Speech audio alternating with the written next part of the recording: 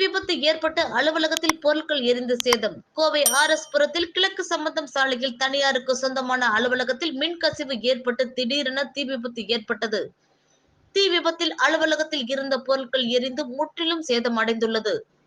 அக்கம் பக்கத்தினர் உடனடியாக தீயணைப்பு துறையினருக்கு தகவல் தெரிவித்தனர். தகவல் அறிந்த தீயணைப்பு துறையினர் சம்பவ இடத்திற்கு விரைந்து வந்து தீயை கட்டுக்குள் கொண்டு வந்தனர். மேலும் அலுவலகத்தில் பணிபுரிந்த 4 பேர் அதிர்ஷ்டவசமாக உயிர் தப்பினர். பின்னர் இது குறித்து ஆர்.எஸ். புரம் போலீசார் வழக்கு பதிவு செய்து விசாரணை மேற்கொண்டு வருகின்றனர். முதற்கட்ட விசாரணையில் மின்கசிவு ஏற்பட்டு தீ விபத்து ஏற்பட்டதாக தகவல் வெளியாகி உள்ளது. மேலும் அலுவலகத்தில் இருந்த கணினிகள் மற்றும் உபகரணங்கள் எரிந்து சேதம் அடைந்துள்ளது.